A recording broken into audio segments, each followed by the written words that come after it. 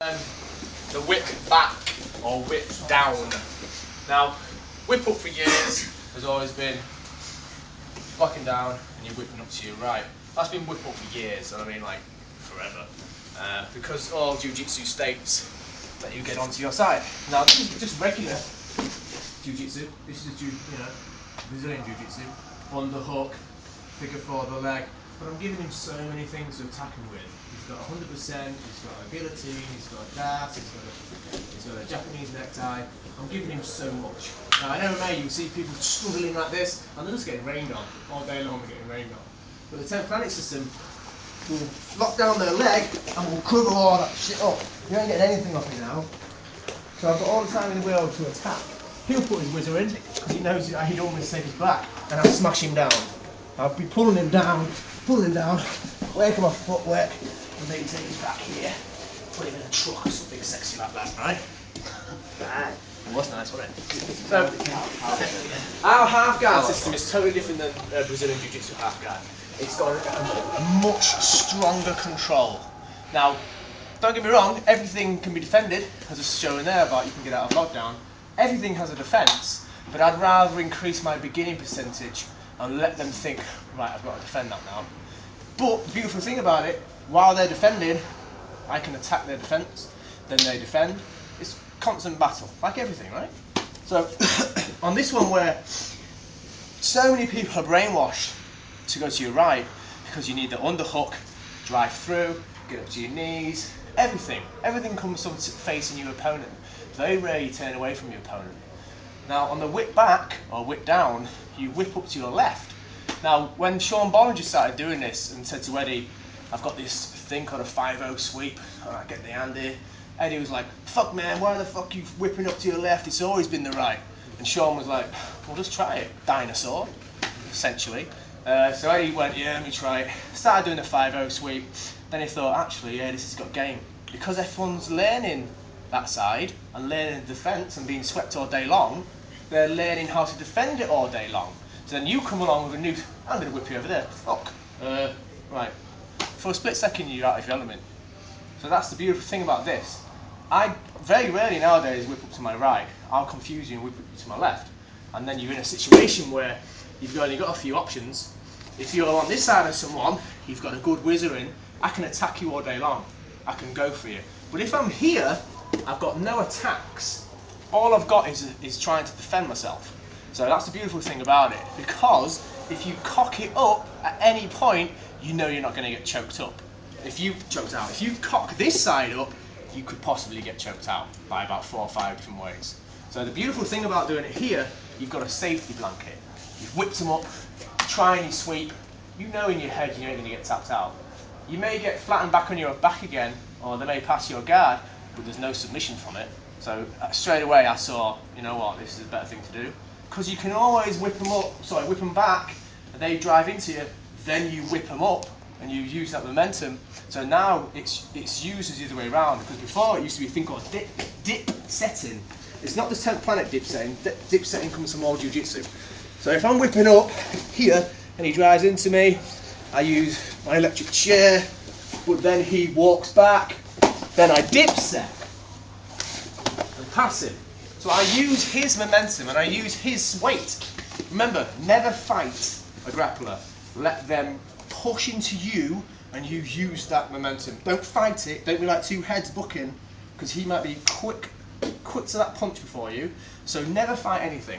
If you've whipped someone up and they're driving into you, don't drive back, just go backwards. And then they'll use and they'll fall. So the beautiful thing about if I'm whipping here, I can set up my electric chair. He drives back, I'll let him drive back, and I'll use that momentum to sweep. Now, the beautiful thing about, we'll come to it, the beautiful thing about whipping up this way, from here I've got no submission, he's got no submission. If he drives back, I can go to what I've been brainwashed to do all these years and drive through him. He ain't going to tap me out now because he's falling over. So if you've never done the whip-up series, and all the old school sweep, the dog fights, that will come in time. That was originally the first thing you would learn. But I want you all to start doing something unorthodox and taking that into your game. Now the whip back and whip down is unorthodox. If you start doing that straight away, people are going to be like, hang on, you've missed something out. Oh, I'm choked. Oh, my legs are hurting. Or you've passed a guard. Or you put a chamois on me. We'll come clear soon, right? So we're going to work on the whip back, and we're going to go into the iron palm Marcelo. Alright? Now there's loads of options from it. It's a beautiful thing. So you still got your lockdown. Go down a bit. Get being blinded by the light. Oh, that's alright. I was a competition, mate. Yeah. We go down, baby. Chinatown. So you've got your lockdown. If anyone's not familiar with lockdown, that's my feet. Make sure your toes are curling up. Don't be lazy with it. Curl your toes up, and you are always pinching your knees together. Don't be like this, because he'll just drive his knee through. You've got to make sure you're pinching that together. Like we were saying, some people tap from this because it's a horrible, horrible feeling. If you put loads of pressure, some people who's never been in lockdown before, fuck, what is that? Is it a submission? I don't know. I'm going to tap. It hurts. It makes them think. They're not thinking about, oh, I can just chill out here. I'm going to put so much pressure on his knee that he's going to have to try and release that pressure, right? So the most important thing once you've got lockdown, you need double underhooks. If you've got over and under, this game's 50-50 now. It's a race. How quick is he going to release that? How quick am I going to get him in butterfly guard? Now you have got tricks. You can sort of throw him off kilter and he'll base out heavy with your right hand. So then I can then get my double underhooks. But then straight away is into what I'm looking for anyway. I'm looking for the Marcelo double palm. So we're just going to make sure we've got good lockdown and good double unders. Now make sure you're always gable gripping. You're never lacing your fingers together. You're never grabbing your hands with your thumb. Good strong gable grip, and you're nice and strong tight. He's going to be like thrashing around, going for your throat. Once you've got this pinching knees together, we're going to whip him that way, like I was saying. Usually you always whip him this way, but I'm going to whip him that way. My hands go down to about his ribs. I don't go low to his hip, because look at my arms. My arms go straight. I've got no strength there whatsoever. There I've got a lot of strength, because it's like you're doing a bench press, right? But you don't bench press like that. Your shoulders aren't that strong. So never make sure your arms are extended, about here.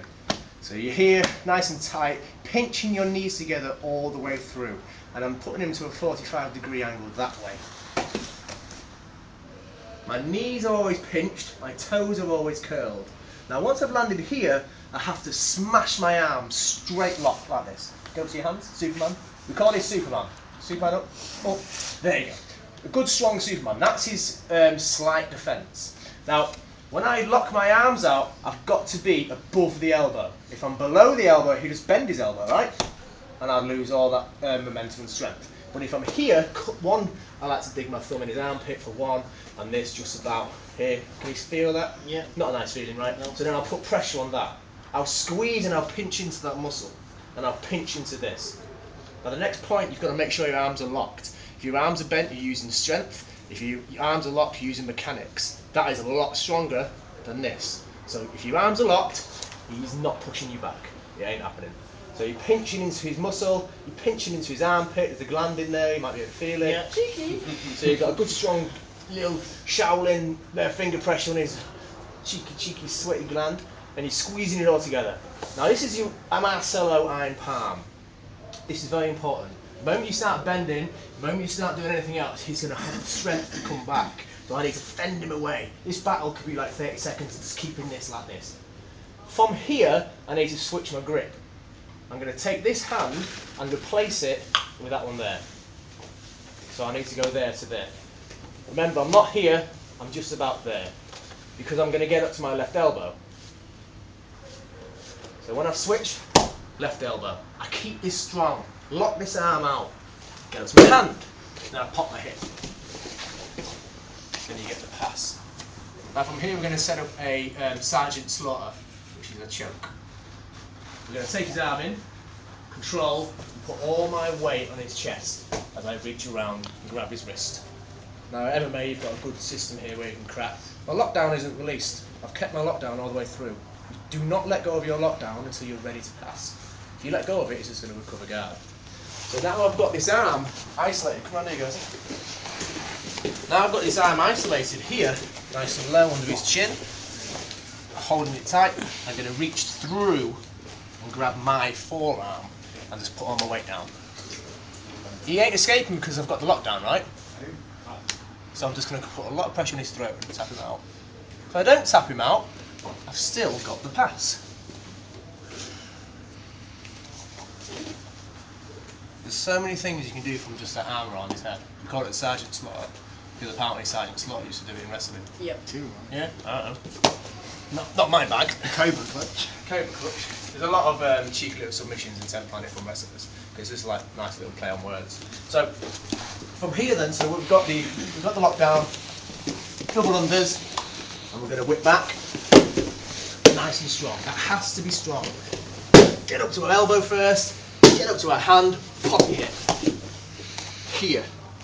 Make sure that's in close. Weight down. The reason why I've got my weight down is now he can't recover his arm. If I'm here, he can just bring his arm down. So I need to put my weight down. Control his wrist. Underneath his chin. Sorry. Underneath his bicep. Grab my forearm and just smash your elbow to the floor. Make sure you do not let go of the lockdown. Nice pressure. If you get the tap, let him tap. Once he's tapped, you then release your lockdown. Can you see my left leg? Look, I'm curling this as much as I can because I want as much pressure as I can. And I check through. Now, it's your game, whatever you want to do from there. It's very important that when you whip them up, you've got a good strong hand. Switch your grip. Elbow first, then hand. You have to pop your hip. Pop your hip forward, down. Make sure the arm's close. Smash your weight over his forearm. Grab the grip, underneath, downward pressure, get the tap, release your right leg, check your knee, and then pass the guard. Try that. Any questions? I'll come and help you out.